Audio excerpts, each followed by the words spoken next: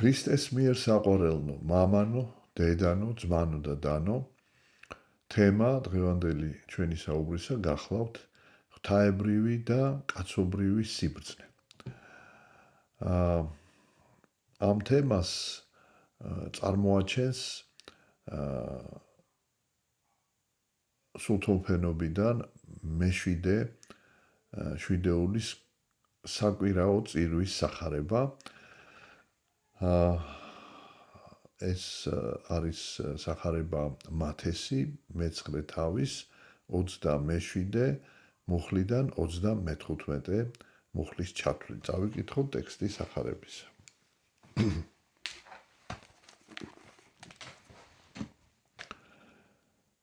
და წამორაივიდო და მიერ იესო მოსდევდეს მას ორნი ბრმანი.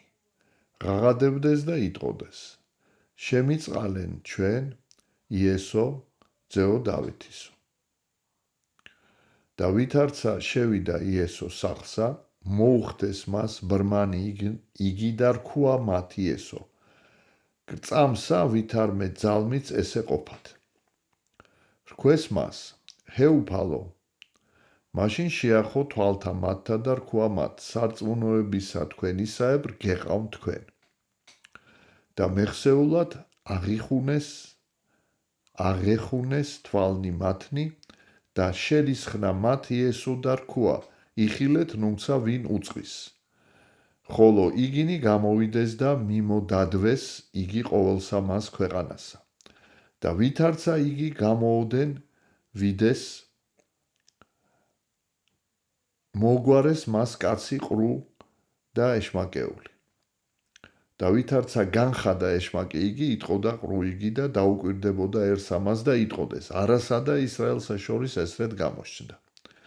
ხოლო ფარისეველნი იტყოდეს, მთავრითა ეშმაკთაითა განასხამს ეშმაკთა. და მოვლიდა იესო ქალაქებსა ყოველსა და დაბნებსა და ასწავებდა შესაკრებელთა შორის მათთა და ქადაგებდა სახარებასა სასუფეველისასა და განკურნებდა ყოველთა სენთა და ყოველთა უძლურებათაერსა შორის.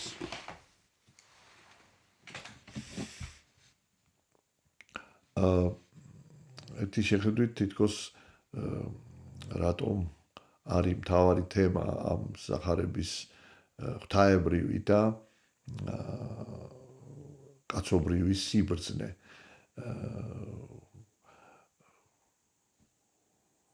შეიძლება ამიგავის საკითხვიდან უცებ ეს ასე ვთქვათ თემა არ იყოს ჩვენთვის წინა პლანზე, ესე იგი მთავარი თემა. მაგრამ როგორც წმინდა მამები განმარტავენ, აი ამ განმარტების მიხედვით აღმოჩნდება რა, რომ აი ეს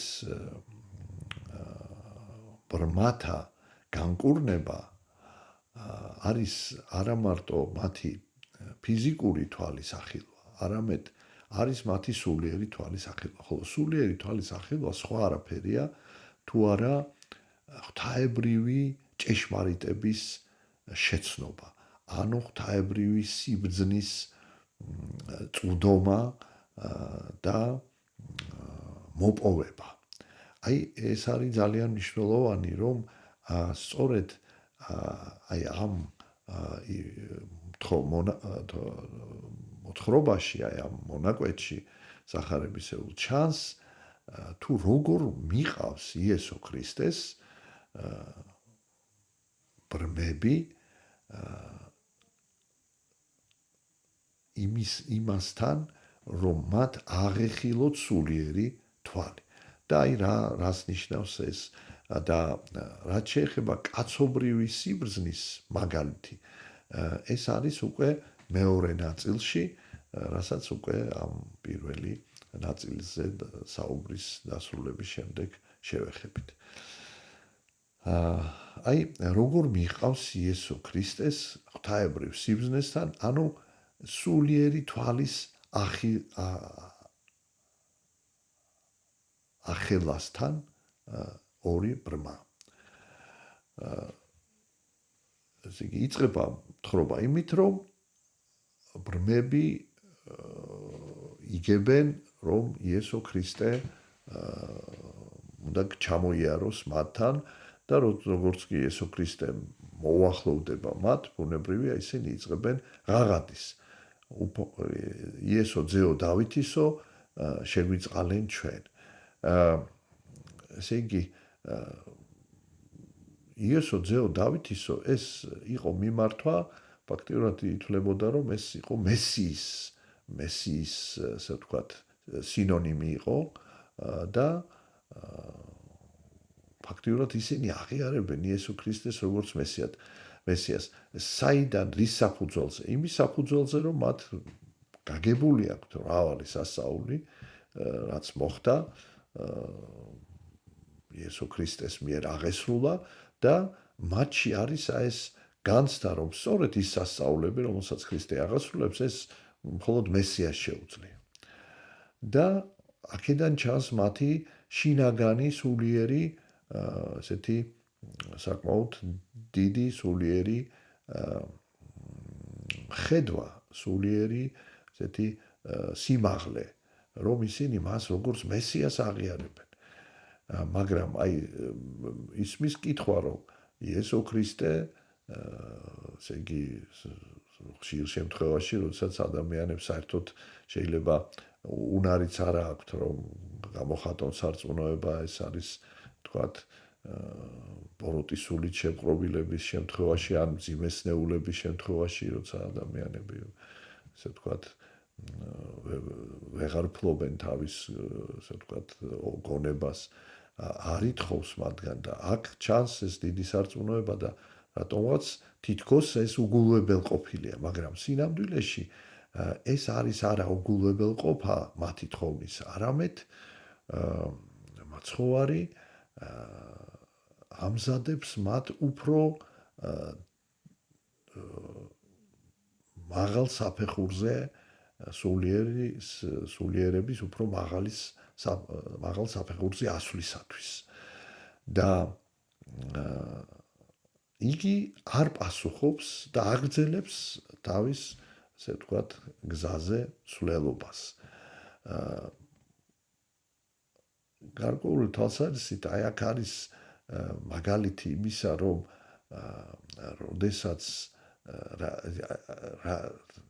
ესე იგი ღმერთი ხშირად უშვებს, ასე ვთქვათ, აყოვნებს ადამიანის თვის გარკვეული სათხოვარის აღსრულებას, არა იმიტომ, რომ მას ეს არ შეუძლია ამ ადამიანს ეს ვთქვათ არ ასე ვთქვათ არ იმსახურებს, არამედ იმიტომ, რომ აი ამ მოლოდინში ადამიანის რწმენა ჯერ ერთი გამოიცდება და შესაბამისად თუ ის გამოცდას აბარებს, ანუ რწმენა კი არ ასე ვთქვათ სუსტდება ამ დაყოვნების ჟამს სათხოვარის აღსრულებამდე, არამედ რწმენა ძლიერდება.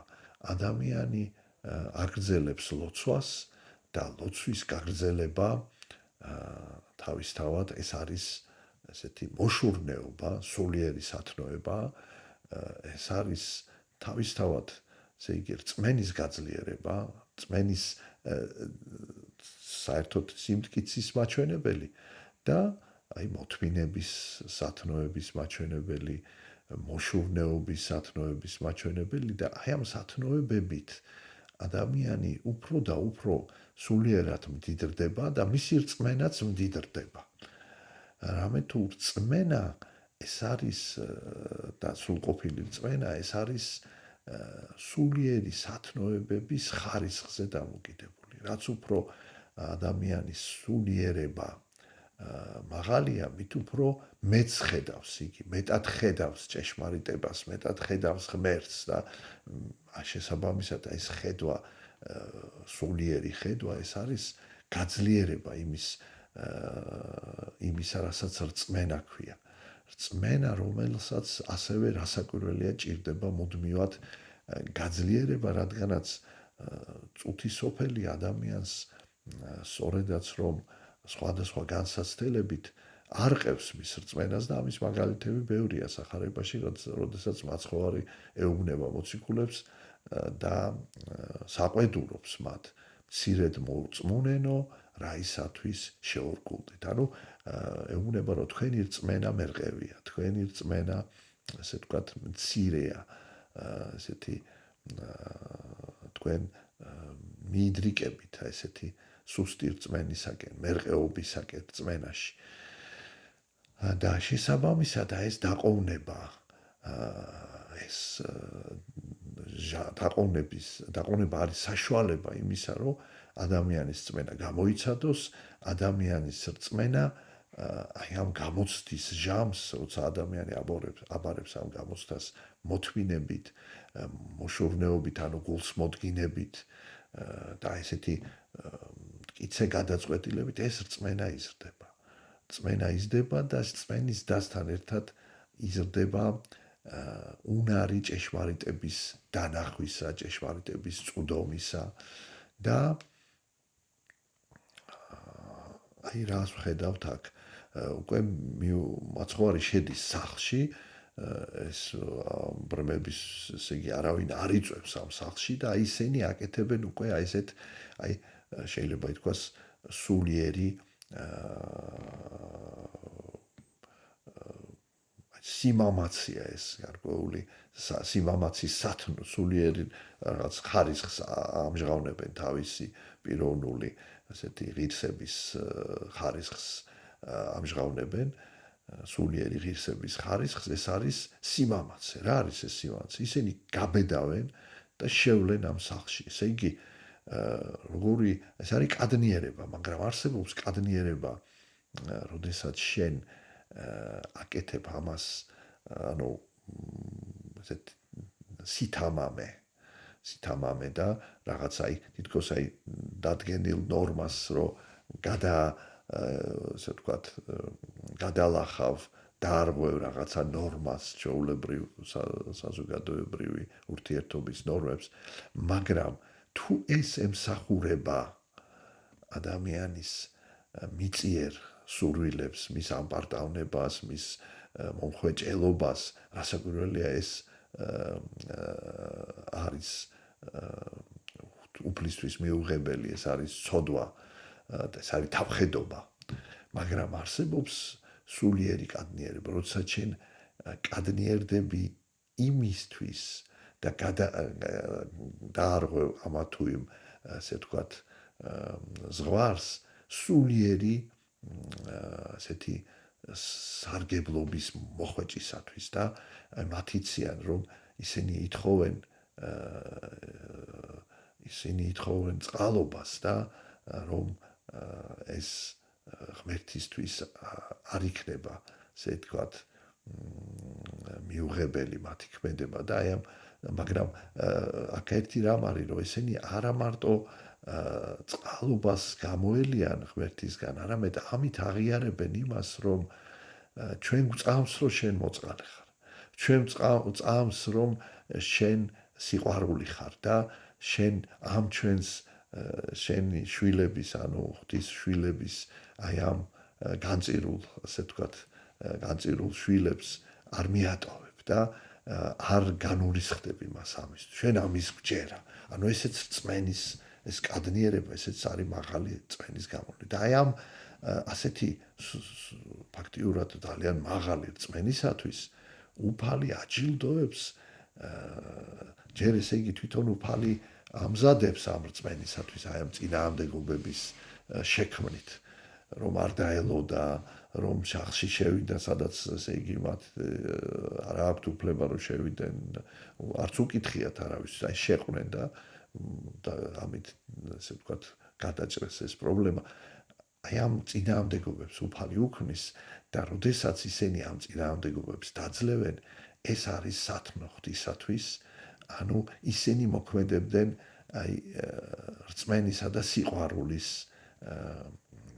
ესეთი მოტივაციით და ეს უფლისთვის სათნოა და რა ხდება უფალი კიდევ ერთ ესე ვთქვათ კითხვას სვამს ახლა საოცარი კითხვა გწამთო რომ შემიძლია თქვენ აგიხილოთ თვალი. ხა თითქოს ამდენი რამ გამოიარეს, ამდენი წინააღმდეგობა დაძლიეს.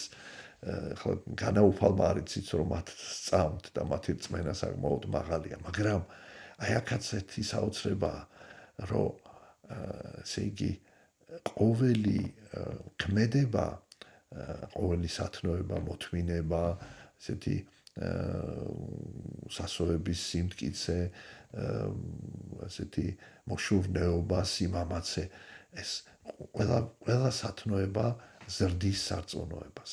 და აი აქ ესე იგი კიდევ ერთი სათნოება, რა არის ეს სათნოება? უფალმა ძალიან კარგად იცის რომ მათ სწამთ და აი ეს არის აღმსარებლობა. როდესაც შენ ასეთი საჯაროდ აღიარებ შენს რწმენას, ეს სჭირდება რასაკვირველია პიროვნებას პირველ რიგში, იმიტომ რომ აი ეს აღმსარებლობა ასეთი ხმამაღლა ნათქვამი, დადასტური, ეს ბეჭედია, რომელიც ადამიანის სულში იბეჭდება. თვითონ ადამიანი, ესე ვთქვათ, ბეჭდავს თავის სულში აი თავის რწამს. ამიტომ არის ძალიან მნიშვნელოვანი აღმსარებლობა პირად ლოცვების დროსაც და მით უმეტეს საჯარო ლოცვების დროსაც, იმიტომ რომ აი როდესაც ვაცხოვარი ბრძანებს რომ მან აღმიაროს მე წინაშე კაცს და აი წინაშე კაცთა აღიარება კიდევ უფრო ესეთი მტკიცე ბეჭედია სარწმუნოებაში, იმიტომ რომ ადამიანი ესე იგი პასუხისგებელი ხდება უკვე არა მარტო თავისი სინდისის წინაშე, არამედ საზოგადოების წინაშე და ეს არ არის მარტივი საკითხი, ესე იგი შენ თუ საჯაროდ ამას აღიარებ, შენ იღებ ამ პასუხისგებლობას საზოგადოების წინაშე. და აი ეს საჯარო აღიარება ასევე არის უკვე რაღაცა რწმენის უკვე რაღაც ესეთი სათნოების ძალიან მაღალი ხარისხი და რომელიც რწმენის მაღალ ხარისხს აღწევს და აი ასეთი სათნოებების გამოვლენისათვის ღმერთი აჯილდოებს რითი? აი იმითი რომ უხსნის ყველაზე მთავარს, რაც ხშირად მოციქულებისთვისაც კი დაფარული იყო. რას ეუბნებიან ეს ბრმები? ჰე უფალო.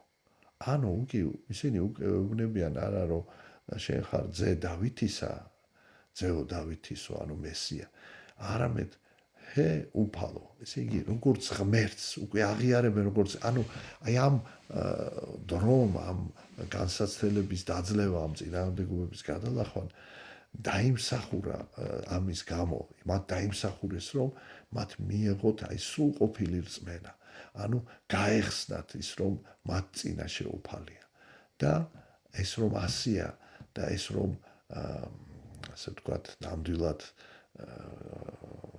მათ ღმერთი აღიარეს, ადასტურებს სწორედ მაცხოვრის შემდეგი სიტყვები.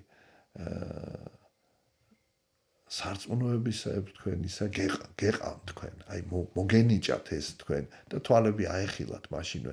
აი ეს თვალის ახელა თქვენი რწმენის შესაბამისად მოგენიჭათ და როგორი რწმენი, სრულყოფილი რწმენის, აი თქვენ მიაღწიეთ სრულყოფილ რწმენას და თქვენ მოგენიჭათ აი ასე ვთქვათ ფიზიკური ჯანმრთელობაც, აღდგენაც ჯანმრთელობის, ანუ თვალის ახელა. ეს თქვენმა რწმენამ მოგანიჭათ. აი აქ არის ძალიან მნიშვნელოვანი სწავლება იმის შესახებ, რომ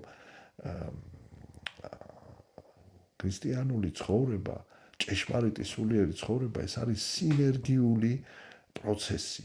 ანუ ღვთაებრივი და ადამიანური ნების და ღვთაებრივი და ადამიანური ენერგიის გაერთიანება. როდესაც ადამიანი მაქსიმალურად ცდილობს ღვთის ნება აღასრულოს და ამისთვის რა არის საჭირო? გაიაზრო ჭეშმარიტება და ესე იგი შემდეგ ესე იგი მაქსიმალური ძალისხმევა გამოავლინო ამ ჭეშმარიტების განხორციელებისათვის. და აი ეს სინერგიულია, ანუ ღმერთი ადამიანს ვერ აცხოვნებს ადამიანის თავისუფალი ნებისა და მისი ძალისხმევის გარეშე და რაც უფრო დიდია ეს აღიარება ღვთაებრივი ნებისა და შესაბამისად ამ ნების აღსრულების ხარისხი, აი მით უფრო მაღალია ეს სინერგიული პროცესი და მით უფრო მაღალია შედეგი. ამიტომაც ახარებაში ხშირად ბრძანებს მაცხოვრები სარწმუნოებისაებრ თქვენ ისა მოგეგოს თქვენ. ანუ ჩვენ გვაქვს რწმენა, მაგრამ რწმენის ხარისხები სხვადასხვაა. თვითონ ერთ და იმავე პიროვნებაშიც რწმენა სხვადასხვა დროს, სხვადასხვა ხარისხში არის.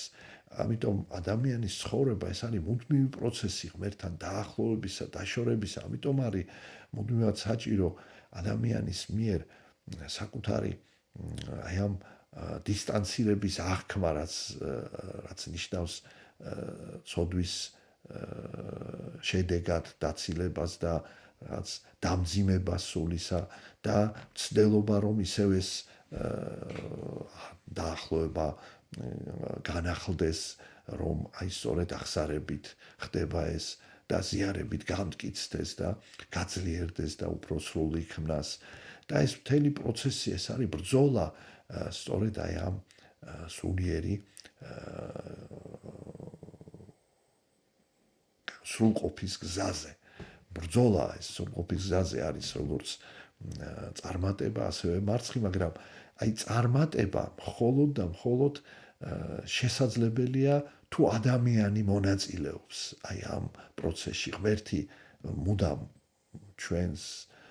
ჩვენთან არის, მუდამ ცდილობს მოგვანიჭოს თავისი წყალობა, მაგრამ ეს წყალობა იმდენად მოქმედებს ჩვენში, რამდენად ჩვენ მზად ვართ მის აღებად. ამიტომ ქრისტიანული ცხოვრება ეს არის მუდმივი მცდელობა მივიღოთ უფლის წყალობა და მადლი და ამიტომ ჩვენი ცხონება, ჩვენი ნებისმიერი სულიერი ამაღლება, ჩვენი კურნება სულისა თუ ხურცისა დამოკიდებულია აი ჩვენს ძალისხმევაზე მივიღოთ მადლი ღვთისა. დაუახლოვდეთ უფალს.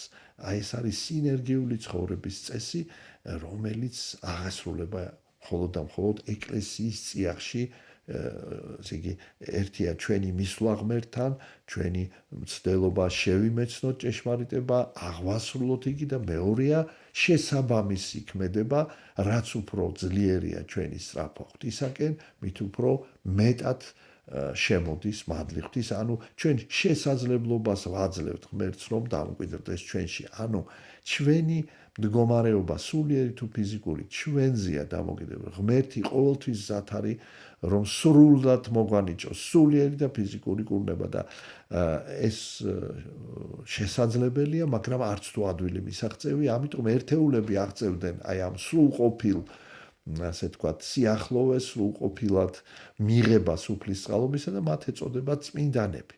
მაგრამ ჩვენ ყველა მოწოდებული ვართ წმინდანობისთვის, აი ამ სრულყოფილად სული წმინდის მაღლის მიღებისათვის და მთელი ჩვენი ცხოვრება აი ამისკენ სწრაფვაა და თუ ადამიანი ამისკენ ისწრაფვის, მიუხედავად იმისა, რა ხარისხში იგი აღწევს, იგი არის წმინდა, რადგანაც იგი მუდამ განახლდება და მუდამ, ესე იგი, ახლიდან იბადება.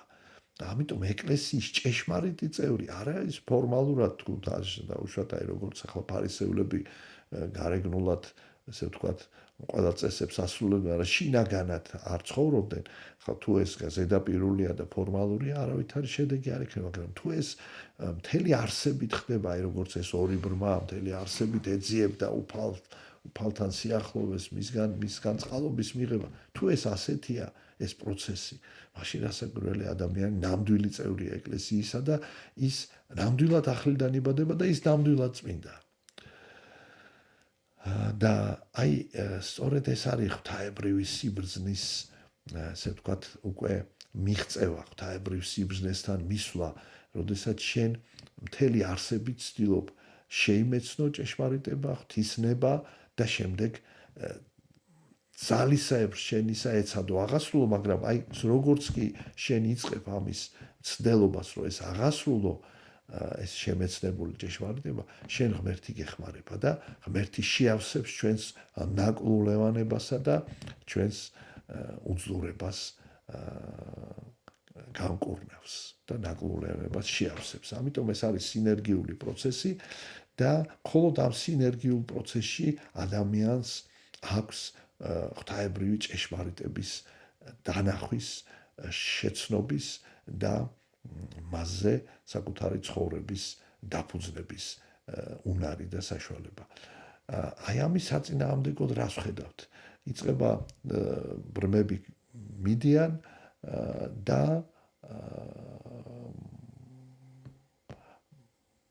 მოიყვანენ მაცხოვართან ბოროტისულით შეპყრობილ მუნჯ ადამიანს და მაცხოვარი განასხამს ბოროტსულს და მუნჯი ალაპარაკდება, ამეტყველდება. დიდი სასაულია, ხალხი აღთოვანებული, ადიდებს უფალს, აქვე არიან როგორც ყოველთვის, სადაც მაცხოვარია ხალხთან, იქ ყოველთვის არიან წიგნობარი და ფარისეველი, იმისთვის რომ კიდევ ერთხელ რაღაცნაირად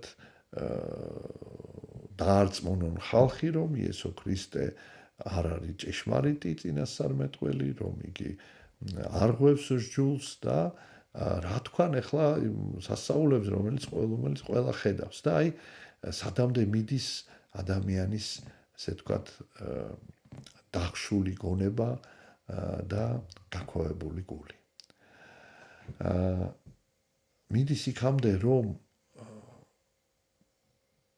აუცილებლად უნდა გაამართლოს თავისი პოზიცია და ოღონდ, ესე ვთქვათ, თავისი თავი წარმოაჩინოს მართლად, ყველაფერს აძლევს თავისუფლებას, რომ თავის თავს იმის უფლებას, რომ ყველაფერი თქვას და რას ამბობს? ამბობს, რომ იესო ქრისტე ეშმაკს განასხავს თავარი ეშმაკის. სხვაგან ეს თავარი ეშმაკს ბელზებული ეწოდება, ბელზებულის ძალით განასხავს. ნუ ეს გარდა იმისა, რომ უგუნურება ამის შესახებ მაცხოვარმა არაერთხელ უპასუხა ასეთ უგუნურებას, რომ თუ მხედარ თავარი თავის ჯარისკაცებს, ასე ვთქვათ, გაანადგურებს, ბუნებრივია ეს ჯარი ვეღარ იარსებებს და თავის თავს გაანადგურებს. ეს აბსურდია, მაგრამ აი ეს გონების დავნელება სისულელესთან მიდის, ესე იგი, და სისულელია, მაგრამ აი ამ სისულელეს ისინი იჯერებენ და იმიტომ რომ ესეა შეპყრობილი ადამიანი, რომელიც ცდილობს მოვლენები ახსნას არა ღვთაებრივი სიბრძნის საფუძველზე, არამედ ადამიანური გონების საფუძველზე და რასაკვირველია, წიგნობარი და ფარისეველი სჯულის საფუძველზე ცდილობდნენ თითქოს ეს ღვთაებრივი სწავლება, მაგრამ მათ მიერ სჯულის სწავლება აღქმული იყო არასწორად. რატო?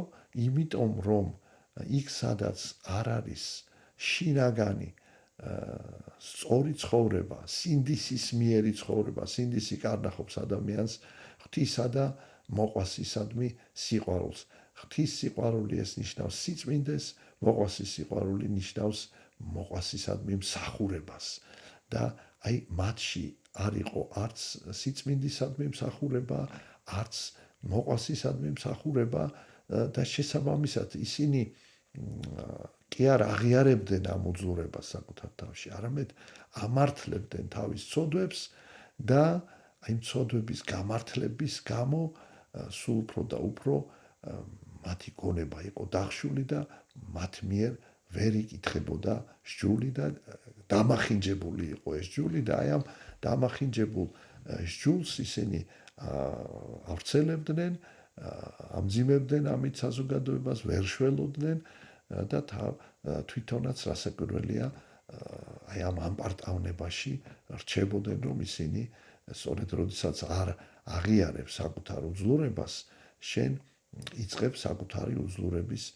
გამართლებას და შენ, ესე იგი, უკვე სულიერად, ეს არის სულიერი სიკვდილის მდგომარეობა. ამიტომ სწორედ სინანულის დაკარგვა და საკუთარი თავით კმაყოფილება ეს არის სულიერი სიკვდილის დასაწყისი, რომელსაც მიჰყავს საბოლოოდ ღვთისგმობამდე და აი ამიტომ დღესაც ჩვენ ცხოვრებაშიც ჩვენ გამოვიარეთ უღერთობის ჟამი და ადამიანები შეეჩვინენ მოვლენების პირადი ცხოვრების თუ საზოგადოებრივ ცხოვრებაში არსებული მოვლენების ახსნას მიწიერი ლოგიკით. ან შეიძლება ზოგჯერ ქრისტიანული სწავლების საფუძველზე, მაგრამ არა ჭეშმარიტი სწავლების საფუძველზე, არა ჭეშმარიტი სულიერი ცხოვრების საფუძველზე, იმიტომ რომ თუ სულიერი ცხოვრება არ არის ღვთისათვის სათო, თუ ადამიანი არ ინანიებს, თუ ადამიანი არ განახლდება, მაშინ ის მუდმივად არის, ასე ვთქვათ, დაცილების პროცესში, ღმერთისგან გონების დაბნელების პროცესში, გულის გაქვავების პროცესში და შესაბამისად მისი აზროვნება არის კაცობრივი, ამასოფლიური. ამის შესახებ მეუბნება პეტრეს მაცხოვარი, როდესაც პეტრე ასე იგი იტყვის, რომ მაცხოვარის ჯვარცმა არ მოხდეს და ეს იგი რასაკვირველი ამას ამბობს ადამიანური სიყვარულის გამო, მაგრამ მაცხოვარი ეუბნება, რომ განვედ ჩემგან მართლოკო სატანა, ანუ შენი აზროვნება ეს არის პირდაპირ ბოროტის სულის ლოგიკა და კაცობრიუსას რახავდა არა ღვთის. ეს არის ადამიანური ლოგიკა, ღმერთის ჭეშმარიტებას, ღმერთის მადლს მოწყვეტილი, ღვთაებრივ სიბრძნეს მოწყვეტილი ლოგიკა და ისევ სიბრძნე არ ცხადდება სულიერი ცხოვრების გარეშე, სათნო ცხოვრების გარეშე. სიბრძნე მხოლოდ გაცხადდება სწორი სულიერი ცხოვრების ჟამს. ამიტომ აი ეს სახარება სწორედ იმას გვასწავლის, როგორ მივახციოთ სულიერ ღვთაებრივ სიბრძნეს სათნოებათა აღსრულებით, რომ შეიძლება მივახციოთ და სწორედ თუ სათნოებათა გარეშე ცხოვრება მივყავართ ადამიანურ სიბრძნესთან, რომელიც არა მარტო მოგწყვეტს ღმერთს, არამედ ღმერთის მტრებად შეიძლება გვაქციოს. ღმერთმა დაგლოცოთ, ღმერთმა მოგვანიჭოს ძალა, რომ სწორი ცხოვრებით ჩვენ